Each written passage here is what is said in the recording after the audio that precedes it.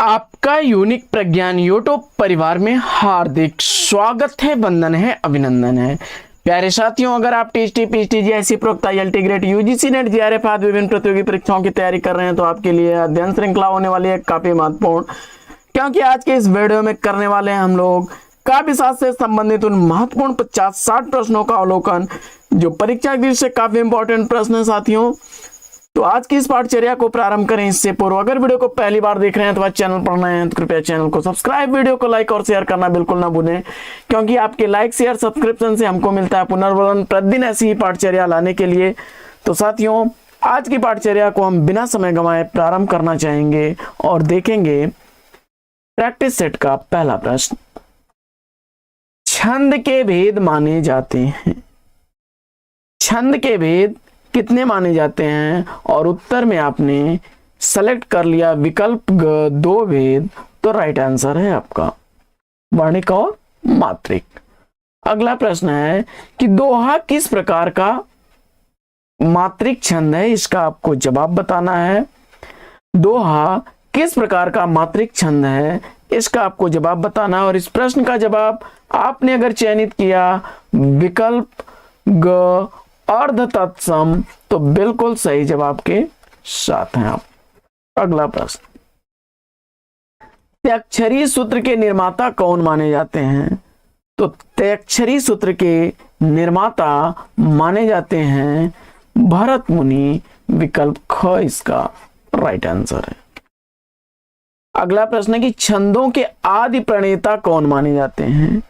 छंदों के आदि प्रणेता आपको बताना है और इस प्रश्न का जवाब आपने अगर पिंगल मुनि को चुना तो ग विकल्प इसका राइट आंसर है, इसीलिए इसे पिंगल शास्त्र भी कहा जाता है, छंद शास्त्र को। अगला प्रश्न है कि हिंदी कविता में मुक्त छंद की रचना का सूत्रपात किस कवि द्वारा होता है? सूत्रपात किसने किया है? और इस प्रश्न का जवाब अगर आपने चयनित कर लिया है विकल्प सूर्यकांत त्रिपाठी निराला ख को, तो बिल्कुल सही जवाब के साथ हैं आप। अगला प्रश्न है कि मात्रिक छंद के कितने भेद माने जाते हैं, इसका आपको जवाब बताना है। मात्रिक छंद के कितने भेद माने जाते हैं, इस प्रश्न का जवाब आपने चयनित कर लिया अगर विकल्प को 3 भेद, तो बिल्कुल राइट आंसर के साथ हैं आप। अगला प्रश्न संख्या 201 है कि मैथिली शरण गुप्त जी के काव्य में उन्हें कौन से छंद सर्वाधिक प्रिय होने का प्रमाण मिलता है, यानी मैथिली शरण गुप्त का प्रिय छंद कौन सा रहा है, इसका आपको जवाब बताना है। और इस प्रश्न का जवाब आपने चयनित कर लिया विकल्प क हरिगीतिका छंद को, तो बिल्कुल राइट आंसर। अगला प्रश्न है कि छंदों के लयात्मक प्रवाह का नाम है। छंदों के लयात्मक प्रवाह का नाम आपको बताना है और इस प्रश्न का जवाब अगर आपने विकल्प क चुना है तो बिल्कुल राइट आंसर है आपका गति। अगला प्रश्न है कि छंद के अंग माने जाते हैं। छंद के अंग माने जाते हैं,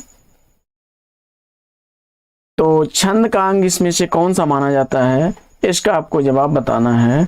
और इस प्रश्न का जवाब अगर आपने चरण, पद, पाद, वर्ण, मात्रा, गण, तुक सबको स्वीकार करके विकल्प डी को सेलेक्ट किया तो बिल्कुल राइट आंसर है।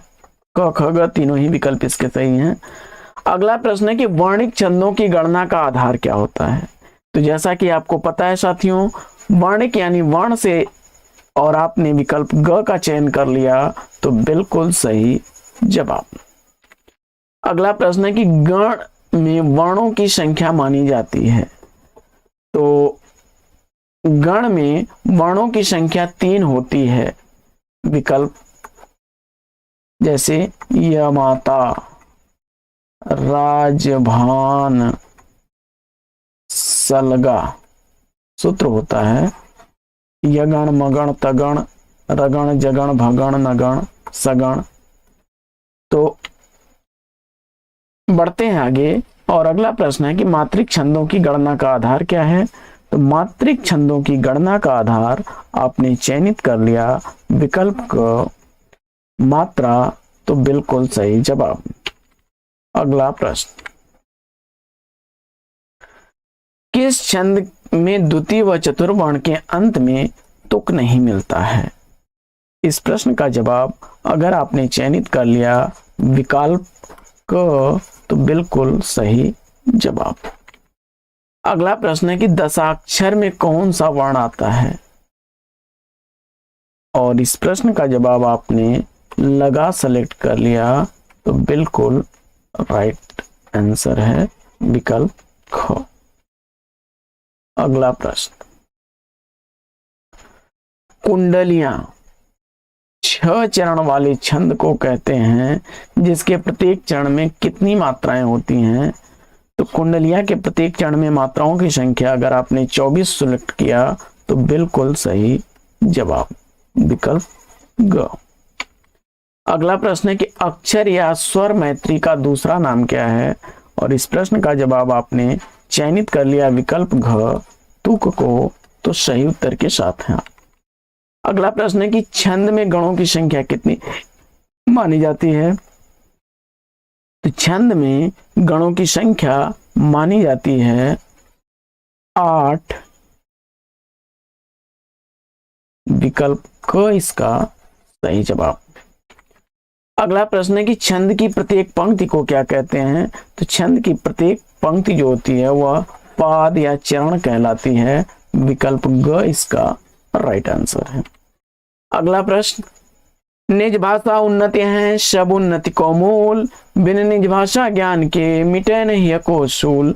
इसमें कौन सा छंद है, इसका आपको जवाब बताना है, और इस प्रश्न का जवाब अगर आपने चयनित कर लिया विकल्प ख दोहा, तो बिल्कुल राइट आंसर है आपका। अगला प्रश्न है कि 22 से 26 वर्णों तक के 4 चरण वाले वर्णिक छंद कहलाते हैं। तो इस प्रश्न का जवाब आपने चयनित किया सवैया वर्णिक छंद, तो विकल्प क इस प्रश्न का बिल्कुल सही जवाब। अगला प्रश्न है कि अधोलिखित में कौन सा 11 वर्ण वाला मात्रिक छंद नहीं है। इस प्रश्न का जवाब अगर आपने चयनित कर लिया भुजंगी प्रयात विकल्प घ को, तो सही उत्तर है आपका। अगला प्रश्न है कि 26 वर्णों से अधिक 4 चरणों वाले छंद कहलाते हैं, और इस प्रश्न का जवाब आपने चयनित किया विकल्प ख दंडक वर्णिक छंद, तो राइट आंसर के साथ है। अगला प्रश्न है कि गीतिका छंद में यत के साथ कितनी मात्राएं होती हैं, इसका आपको जवाब बताना है, और इस प्रश्न का जवाब अगर आपने चयनित कर लिया है 14-12 की यत से 26 मात्राएं, विकल्प घ, तो बिल्कुल सही उत्तर। अगला प्रश्न है कि रोला माना जाता है, रोला सम मात्रिक छंद माना जाता है, विकल्प ख इसका सही जवाब। तोमर छंद कैसे माना जाता है। तो तोमर छंद जो है यह भी सम मात्रिक छंद है, विकल्प क इसका राइट आंसर है। अगला प्रश्न है दोहा एवं रोला के योग से क्या बनता है। तो दोहा एवं रोला के योग से कुंडलियां बनती हैं, विकल्प क इसका राइट आंसर है। अगला प्रश्न है कि विषम मात्रिक छंद माना जाता है, विषम मात्रिक छंद इसमें कुंडलियां हैं, विकल्प क इसका राइट आंसर है। अगला प्रश्न है कि रोला और उलाला के योग से कौन सा छंद बनता है। तो रोला और उलाला के योग से छंद बनता है आपका छप्पय, विकल्प क इसका राइट आंसर है। अगला प्रश्न है कि अधोलिखित छंदों में वर्णों की संख्या बताइए। तो दुर्मिल सवैया में वर्णों की संख्या कितनी होती है। तो दुर्मिल सवैया में वर्णों की संख्या होती है 24, ग विकल्प बिल्कुल सही जवाब। इसी तरह से मालिनी में, तो मालिनी में वर्णों की संख्या होती है 15, विकल्प क बिल्कुल सही जवाब।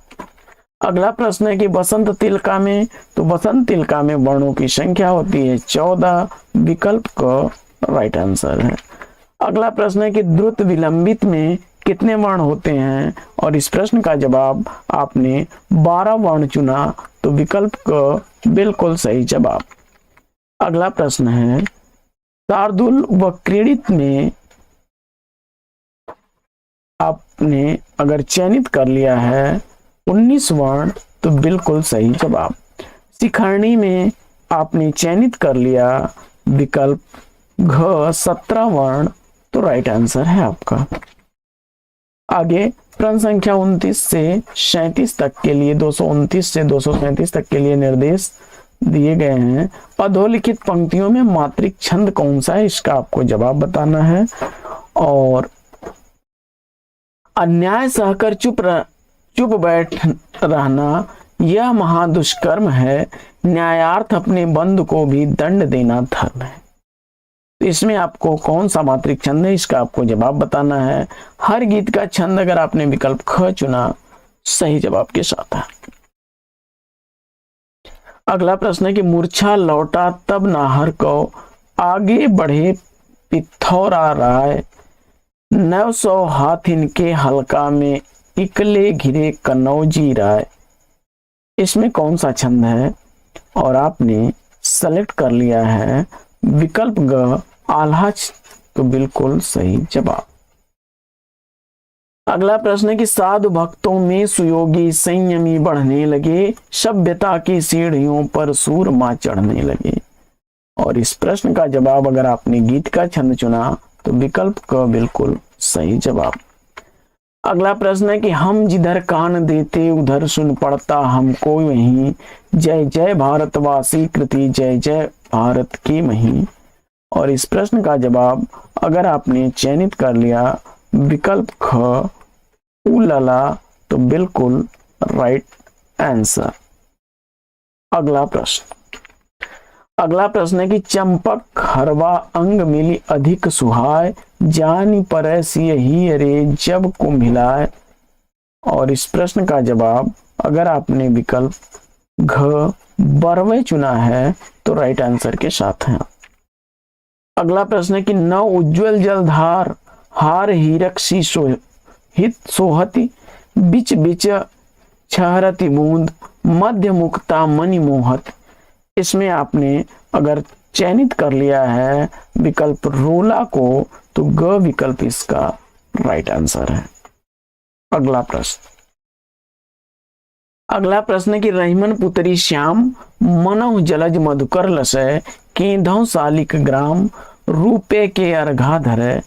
और इस प्रश्न का जवाब आपने चयनित किया विकल्प ग सोरठा छंद, तो राइट आंसर के साथ है। अगला प्रश्न है कि कुमुद बंधु कर निंदक हासा, भ्रिकुटी विकट मनोहर नाशा। और इस प्रश्न में अगर आपने चयनित कर लिया है चौपाई छंद को, तो विकल्प घ इस प्रश्न का सही जवाब। अगला प्रश्न है कि मेरी भव बाधा और राधा नागर सोय, जातन की झाई पर श्याम हरिद्युति हो। इसमें कौन सा छंद है, और उत्तर में मुझे उम्मीद है कि आपने दोहा ही चुना होगा, बिल्कुल राइट आंसर बिहारी का दोहा है। अगला प्रश्न, काव्य दोषों का सर्वप्रथम विवेचन किस ग्रंथ में मिलता है। काव्य दोषों का विवेचन सर्वप्रथम देखने को मिलेगा आपको नाट्य शास्त्र में, विकल्प का राइट आंसर है। अगला प्रश्न है कि काव्य रचना के अंतर्गत भावों की अभिव्यक्ति में अवरोध उत्पन्न करने वाले तत्व क्या कहलाते हैं, तो इस प्रश्न का जवाब हो जाएगा विकल्प घ काव्य दोष। अगला प्रश्न है कि मुख्यार्थ रहित दोषों रसस्य मुख्य तदाश्च, यह कथन किसका है, तो इस प्रश्न का जवाब अगर आपने चयनित कर लिया मम्मट को, तो बिल्कुल सही जवाब। अगला प्रश्न, एत एव विपर्यसता गुणा काव्ये सुकीर्तिता, यह कथन किसका है, और इस प्रश्न का जवाब आपने चयनित कर लिया भरत मुनि को, तो ख विकल्प इसका राइट आंसर है। अगला प्रश्न है कि दोषः रसाप कर्षकसा कथन किसका है, तो यह जवाब आपका अगर चयनित हो गया विश्वनाथ का, क विकल्प इसका राइट आंसर है। अगला प्रश्न,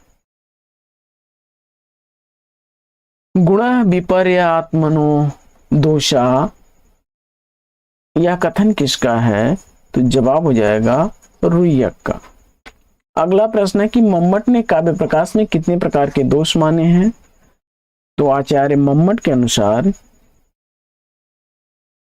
आचार्य मम्मट के अनुसार, क्षमा करें, प्रश्न संख्या 243 में रुय्यक नहीं बल्कि वामन है, विकल्प घ इस प्रश्न का राइट आंसर था। अगला प्रश्न, प्रश्न संख्या 243, गुण विपर्यात्मनो दोषा यह कथन आचार्य वामन का है। अगला प्रश्न है कि मम्मट ने काव्य प्रकाश में कितने प्रकार के दोष माने हैं? तो आचार्य मम्मट के अनुसार काव्य दोषों की संख्या 3 है, विकल्प क इसका सही जवाब। अगला प्रश्न है कि अधोलिखित में कौन सा दोष नहीं माना जाता है?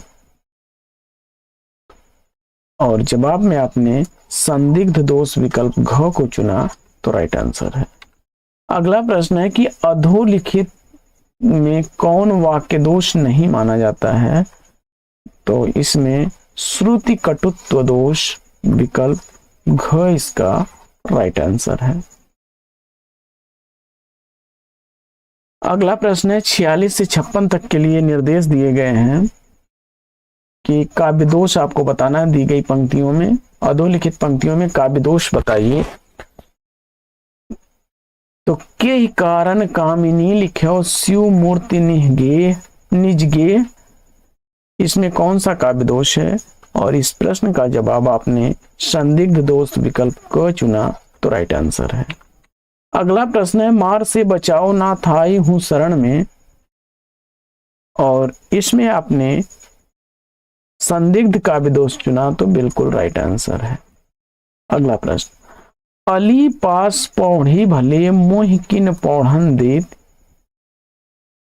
और इसमें अगर आपने सेलेक्ट कर लिया ग्रामत्व दोष, तो विकल्प घ राइट आंसर है। अगला प्रश्न है कैसे कहते हो इस द्वार पर अब से कभी न आऊं, इसमें अगर आपने ग्रामत्व दोष चुना, तो बिल्कुल राइट आंसर है आपका। अगला प्रश्न है कि मृदुल मधुर निद्रा चाहता चित्त मेरा, तौपिक करती तू शब्द प्रारंभ तेरा, और इसमें अगर आपने सेलेक्ट कर लिया क्लिष्टत्व दोष, तो घ विकल्प इसका राइट आंसर है। अगला प्रश्न है फूलों में लावण्यता देती सा आनंद, और इसमें अगर आपने सेलेक्ट कर लिया विकल्प च्युत संस्कृति दोष, तो ख विकल्प इसका राइट आंसर है। अगला प्रश्न है कि लिपटी पुहुप पराग पट सनी स्वेद मकरंद, इस प्रश्न का जवाब अगर आपने चयनित कर लिया है विकल्प घ अधिक पदत्व दोष, तो घ विकल्प इसका राइट आंसर है। अगला प्रश्न है कि वेद नखत ग्रह जोरी अरध करी सोई बनते अब खात, इसमें कौन सा दोष है? तो इसमें अगर आपने क्लिष्टत्व दोष सेलेक्ट कर लिया, तो बिल्कुल राइट आंसर है, क्योंकि इसका अर्थ जो है बड़ा ही क्लिष्ट है। वेद, नक्षत्र और ग्रह सबको जोड़ करके आधा करिए, जो आएगा वो होगा 20, और 20 से यहाँ पर विष का अभिप्राय लगा करके अर्थ लगाया गया है, सोई बनते अब खात। तो साथियों, आज की इस पाठचर्या में हम लोग लेंगे यहीं पर विराम। वीडियो अगर अच्छा लगा हो तो वीडियो को लाइक और शेयर कर दीजिए। चैनल पर पहली बार है तो चैनल को सब्सक्राइब कर लीजिए। तो फिर मिलते हैं आपसे अगले वीडियो में एक नए प्रकरण, एक नया टॉपिक, एक नया। तब तक के लिए लेंगे आपसे विदा। आपका जीवन मंगलमय हो। बेस्ट विशेष, बेस्ट ऑफ लक। जय हिंद साथी।